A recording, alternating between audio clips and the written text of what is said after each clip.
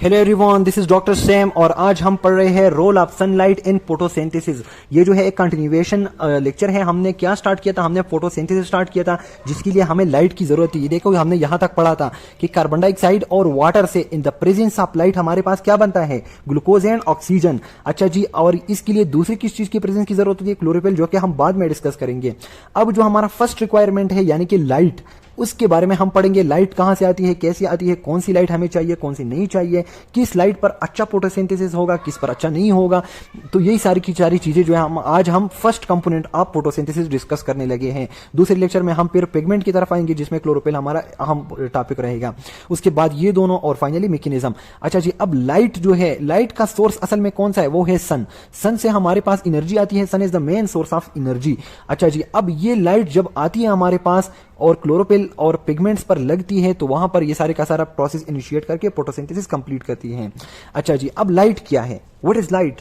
अगर आप लोग यही कहेंगे ना कि लाइट आकर लाइट की मदद में, तो अब व्हाट इज लाइट? तो लाइट क्या है? अब हम लाइट की तरफ देखते हैं।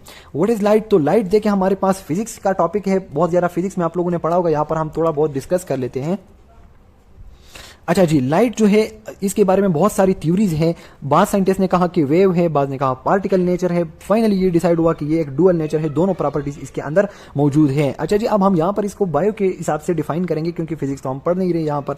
तो ये क्या है? This is a form of energy which is used for photosynthesis. ये फोटोसिंथेसिस के प्रोसेस को रन कर रहा है ना। लाइट क्या है? This is a form of energy, और ये क्या कर रहा है? फोटोसिंथेसिस को रन कर रहा है। लेकिन सारी की सारी हर एक लाइट तो फोटोसिंथेसिस को रन नहीं कर सकता ना, उसके लिए भी विजिबल रेंज चाहिए। विजिबल रेंज ऑफ लाइट जो फोटोसिंथेसिस को असल में रन करती है। अब आप लोग देखें, हमारे पास लाइट जो है ये तो आप लोग को पता है काइंड ऑफ एनर्जी है, लेकिन इसके अंदर आप लोग के पास एक इंपॉर्टेंट कॉन्सेप्ट है वेवलेंथ का। क्योंकि लाइट जो है ये डिफरेंट वेवलेंथ्स पर मुश्तमिल होती है। अगर आप लोगों से कोई पूछेगा कि लाइट की वेवलेंथ क्या है, तो आप लोग क्या आंसर करेंगे? आप लोग उससे पूछेंगे भाई आप कौन सी लाइट के बारे में पूछ रहे हैं। लाइट में डिफरेंट वेवलेंथ्स होते हैं। अगर आप गेमा वाली लाइट का पूछ रहे हैं तो उसका अलग है। अगर आप विजिबल का पूछ रहे हैं तो उसका अलग वेवलेंथ है। अगर आप रेडियो का पूछ रहे हैं तो इसके लिए अलग वेवलेंथ है। तो इसलिए हमारे पास जो है वेवलेंथ कॉन्सेप्ट आ जाता है। वेवलेंथ कॉन्सेप्ट, ये देखो सबसे पहले वेवलेंथ क्या है? वेवलेंथ जो है आप लोगों ने फिजिक्स में पढ़ा होगा, मैं टाइम नहीं लूंगा। इसके ऊपर की दो क्रेस्ट, ये इसको क्रेस्ट कहते हैं ना, ऊपर वाली जगह को। ये जो क्रेस्ट के दरमियान, दो एडजेसेंट क्रेस्ट के दरमियान जो फासला होता है उसको हम वेवलेंथ कहते हैं। या फिर आप लोग कह सकते हैं कि दो ट्रफ के दरमियान, दो एडजेसेंट ट्रफ के दरमियान जो फासला होता है, डिस्टेंस होता है, उसको वेवलेंथ कहते हैं। अब हमारे पास लाइट जो है, मैंने आप लोग को कहा कि ये डिफरेंट वेवलेंथ्स पर मुश्तमिल होता है। कैसे? हमारे पास अगर light in the form of गेमा वेव्स है, अगर आप लोगों से कोई पूछेगा कि light in the form of गेमा वेव्स, उसकी वेवलेंथ क्या है, तो उसका फिर एक स्पेसिफिक बहुत शॉर्टर वेवलेंथ है। तो ये हमारे पास क्या है? गेमा की सबसे शॉर्टर वेवलेंथ। फिर आप लोगों के पास क्या आ जाता है? लॉन्ग वेवलेंथ भी है, विजिबल भी है, और फाइनली सबसे लॉन्ग वेवलेंथ जिन लाइट्स की है तो वो in the form of radio waves है। अच्छा जी, let me show you the spectrum of wavelengths and light. ये देखिए जी, हमारे पास ये क्या है? ये गेमा रेज है। अब गेमा रेज जो है ना, इसकी वेवलेंथ बहुत शॉर्टर होते हैं। देखो अगर मैं यहाँ पर ड्रा करूंगा ना, तो इस तरह देखो बहुत शॉर्टर किस्म के वेवलेंथ्स होते हैं। अगर एक्स रे है तो इससे थोड़े से बड़े हो जाते हैं ना, इसकी वेवलेंथ इस तरह थोड़े से बड़े बड़े हो गए ना। अब देखिए डिस्टेंस थोड़ा सा इंक्रीज हुआ है। अगर अल्ट्रा वायलेट की मैं बात करूंगा तो इसका जो है क्या होगा? और भी इंक्रीज होगा, मतलब इससे भी ज्यादा बढ़ जाएगा।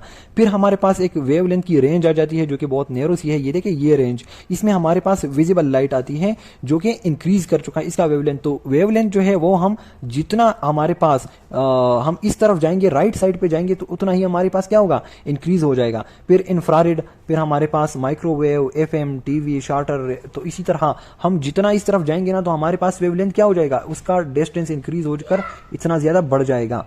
अच्छा जी, तो this is wavelength of different types of light. तो आप लोग अगर कोई आपसे पूछेगा कि लाइट की वेवलेंथ क्या है, तो आप लोगों ने क्या आंसर करना है कि भाई आप किस के बारे में पूछ रहे हैं? विजिबल का पूछ रहे हैं, अल्ट्रावायलेट का पूछ रहे हैं?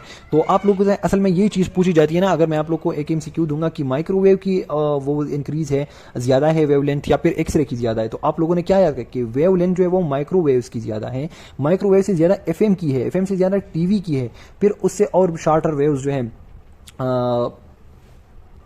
अच्छा जी, तो यहाँ पर आप लोग के पास दिया भी है, देखिए सही नज़र तो नहीं आ रही, लेकिन इस तरह जो है वेवलेंथ की वो जो है वेवलेंथ भी आप लोग को डिफरेंट वेव्स की दी हुई है। अच्छा जी, अब ये जो स्पेक्ट्रम है विजिबल का, हमारा असल काम तो यही करता है, ये देखो ये वाला जो है ये क्या कर रहा है, फोटोसिंथेसिस यही वाला रन करता है। अब इसको मैंने क्या किया, इसको मैंने जूम करके देखा कि इसके अंदर कौन कौन से वेव्स है। तो 400 नैनोमीटर, 500 नैनोमीटर, तो 400 नैनोमीटर से स्पेसिफिकली लेकर 700 वाली तक, 700 नैनोमीटर वाली वेवलेंथ, ये हमारे पास आता है विजिबल रेंज में। जो आप लोगों ने फिजिक्स में वेब ग्योर भी पढ़ा होगा ना, वेब ग्योर के लास्ट में हमारे पास रेड आता है और यहां पर वी वाला यानी कि वायलेट। अच्छा जी, इस ग्राफ के हवाले से एक और इंपॉर्टेंट बात मैं आप लोग को बताता चलूं कि जिस तरफ अगर हम राइट की तरफ जाते हैं तो वेवलेंथ क्या हो रहा था, इंक्रीज हो रहा था ना, मैंने आप लोग को बता दिया। लेकिन एनर्जी जो है, एनर्जी क्या होती है, एनर्जी डिक्रीज होती है। मतलब एनर्जी यहां पर मैक्सिमम है, गेमा रेस की एनर्जी जो है वो मैक्सिमम है। और इस तरफ जितना हम जाएंगे टीवी की तरफ और उससे और भी शॉर्टर वेव्स, तो हमारे पास क्या होगा, एनर्जी डिक्रीज होती जाएंगी। यहां पर एनर्जी मैक्सिमम है और यहां पर मिनिमम है। अच्छा जी, तो हम यहाँ पर एनर्जी और वेवलेंथ की जो है वो एक रिलेशन बनाते हैं कि एनर्जी और वेवलेंथ जो है वो क्या है, वो अपोजिट है। कि हमारे पास अगर वेवलेंथ सबसे कम हो, जिस तरह गेमा का सबसे कम था ना, इस तरह बहुत ज्यादा कम वेवलेंथ था, लेकिन उसकी एनर्जी क्या थी, वो बहुत ज्यादा इंक्रीज थी। अच्छा, अब जितना वेवलेंथ बढ़ेगा तो एनर्जी क्या होगी, डिक्रीज होगी। जितना हम रेडियो की तरफ जाएंगे ना हमारे पास, तो टीवी रेडियो उस तरफ, तो एनर्जी जो है वो डिक्रीज होती जाएंगी। अगर मैं आप लोग को इस तरह एक पैटर्न दे दूं ना, ये एक पैटर्न मैंने एक वेव, बी वेव और सी वेव, और इसमें से आप लोगों से मैं पूछूं कि किसकी एनर्जी ज्यादा होगी, तो आप लोग क्या आंसर करेंगे, इसकी एनर्जी ज्यादा होगी। अगर आप लोगों से मैं पूछूं वेवलेंथ किसका ज्यादा है, तो इसका वेवलेंथ ज्यादा है। और इसकी क्या है हमारे पास, एनर्जी ज्यादा वेवलेंथ कम, तो इसीलिए एनर्जी और वेवलेंथ का जो रिलेशन है वो इनवर्स रिलेटेड है। अच्छा जी, स्पेक्ट्रम तो ऑलरेडी आप लोगों ने देख लिया कि हमारे पास जो है एक विजिबल होता था, एक विजिबल स्पेक्ट्रम था, जिसको मैंने इस तरह जूम करके उसके अंदर बहुत ज्यादा वेवलेंथ आप लोग को दिखाई दे। उससे जितनी भी पीछे हमारे पास कौन कौन सी थी, बहुत ज्यादा थी, आप लोग को याद है ना, गेमा, और इस तरह फिर आती यहाँ पर वायलेट और अल्ट्रा वायलेट, और इस तरह फिर विजिबल, फिर उससे आगे हमारे पास और भी बहुत सारे। लेकिन ये स्पेसिफिक रेंज जो है 390 से 760 तक, ये क्या है, विजिबल है। अब विजिबल लाइट का जो असल वेवलेंथ है ना, विजिबल लाइट का जो वेवलेंथ है, ये डिफरेंट बुक्स में डिफरेंट लिखा है। आप लोगों ने कंफ्यूज नहीं होना है। मैं आप लोग को रिकमेंड करूंगा कि आप लोग अपनी आसानी के लिए ये याद रखें, 380 से 780 तक, ये आप लोग याद रखें। इसके करीब जो है ये क्या है, ये सारे की सारी विजिबल है, इसमें कोई शार्प बाउंड्री नहीं है। तो इसीलिए बाज बुक में जो है 350 से 750 तक लिखा होता है, 380 से 780 तक। तो अगर आप लोग जो है ये वाला याद रखें तो ये ज़बरदस्त है कि 380 से 780 तक ही आप लोग याद रखिए बस। अब बाज बुक में आप लोग को डिफरेंट वैल्यूज़ मिलती है, तो आप लोग इसमें कन्फ्यूज़ ना हो। अच्छा, इस चीज़ के ऊपर टाइम ज़्यादा वेस्ट ना करें कि यार ये फेडरल में तो ये लिखा है, केपी में ये लिखा है, कुछ भी नहीं होता। बस आप लोग एक खास वैल्यू याद रखें, अगर वो आप लोगों को देंगे भी तो उसमें इतना शार्प करीब नहीं होगा। अच्छा जी, इसके अलावा जो है एक और इम्पॉर्टेंट चीज़ मैं आप लोग को बताता चलो कि हमारे पास क्या ये सन है, जो कि हमारे पास क्या था, लाइट की सोर्स है। अब यहाँ से तो डिफरेंट किस्म की वेव्स मैंने आप लोग को दिखा दिया ना, कि गेमा हमारे पास आ रही है, अल्ट्रा वायलेट आ रही है, कॉस्मिक रेज आ रही है, डिफरेंट किस्म के। तो हमारे पास होता क्या है, नेचर ने ओजोन लेयर बनाया है, ये देखो जो मैंने आप लोग को दिया हुआ है। अब ओजोन लेयर से आगे सब वेव्स नहीं आ सकती, इनको क्या किया जाता है, उनको रोक दिया जाता है। और सिर्फ जो है किस लाइट को, विजिबल लाइट को जो है, जो विजिबल मैंने आप लोग को जिसकी वेवलेंथ बता दी कि 380 से 780 तक, उसको अलाउ किया जाता है और वो आ जाता है on the surface of earth, जहां पर इंसान और पौधे रह रहे हैं। अब पौधे जो है वो क्या करेंगे, एनर्जी लेंगे लाइट से और उससे फोटोसिंथेसिस करेंगे और सारी की सारी दुनिया के लिए जो है एनर्जी प्रोवाइड करेंगे by the process of photosynthesis. अच्छा जी, मैं जल्दी रिपीट कर रहा हूँ। आज हमने क्या पढ़ा, आज हमने जो है स्पेसिफिकली एक पोर्शन ऑफ फोटोसिंथेसिस पढ़ा, जो कि हमारे पास क्या है, लाइट है। लाइट बेसिकली आप लोग की फिजिक्स का टॉपिक है, लेकिन कुछ खास बातें थी, जिसमें सबसे इंपॉर्टेंट बात ये है कि फोटोसिंथेसिस जो है वो विजिबल लाइट पर होती है। अच्छा जी, अब लाइट के वेवलेंथ के बारे में मैंने बता दिया, जो कि आप लोग को पता है, और एक स्पेक्ट्रम मैंने आप लोग को दिखा दिया। फिजिक्स में आप लोगों ने अच्छी तरह वो स्पेक्ट्रम पढ़ा होगा।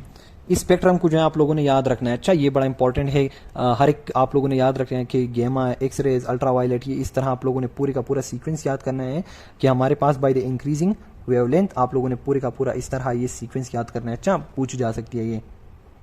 अच्छा जी, इस चीज़ को जो है आप लोग देखें, हमारे पास जितनी वेव्स आ रही है ना, तो उसका 40% जो है वो हमारे पास कितना परसेंट, 40%। बाकी सारी की सारी जो है वो तो अलाउड नहीं है ना, 40% जो है वो यहाँ पर अलाउ की जाती है कि वो अर्थ तक पहुंचे। और भी बहुत ज़्यादा देखो, बहुत ज़्यादा और भी पेनिट्रेशन होती है, लेकिन वो क्या हो जाती है कि हमारे पास जो वाटर वेपर्स होती है ना, यहाँ एटमॉस्फेयर में तो वाटर वेपर्स होती है ना, तो उसको क्या कर देते हैं, रिफ्लेक्ट करते हैं। जिस तरह लाइट आ जाती है तो उसको इस तरह रिफ्लेक्ट की जाती है, लेकिन बहुत एक थोड़ा सा फ्रिक्शन ऑफ लाइट जो वो अर्थ सरफेस तक पहुंचती है, और वो ऑल लाइफ फॉर्म जो है by the process of photosynthesis वो सस्टेन करती हैं, फोटोसिंथेसिस प्रोसेस इनिशिएट करती हैं। हाँ, अच्छा जी, अब हमने तो लाइट पढ़ लिया, लाइट के बारे में आप लोग के सारे जो वो थे वो सारे के सारे ख़त्म हो गए। अब मैं आप लोगों से कह सकता हूँ ना कि इस लाइट की जगह कौन सी लाइट मैं लिख सकता हूँ कि visible light, light in visible region, वो क्या करती है, फोटोसिंथेसिस को इनिशिएट करती है। तो लाइट के बारे में आप लोग को एक अहम इंपॉर्टेंट बात पता चल गई, दैट इज विजिबल लाइट। अच्छा जी, अब हमारा नेक्स्ट वो क्या रहेगा, वो रहेगा पिगमेंट। हम नेक्स्ट लेक्चर में क्या पढ़ेंगे, फोटोसिंथेटिक पिगमेंट, जिसमें हमारे पास क्या है, क्लोरोपिल है, क्लोरोपिल ए है, बी है, बैक्टीरियो क्लोरोपिल है, कैरोटीनाइड है। ये सारी की सारी पिगमेंट जो है हम नेक्स्ट लेक्चर में पढ़ेंगे। उसके बाद रोल ऑफ कार्बन डाइऑक्साइड, फिर रोल ऑफ ऑक्सीजन, और finally mechanism by which glucose formed. और मैकेनिज्म कौन सी है, light reaction and dark reaction.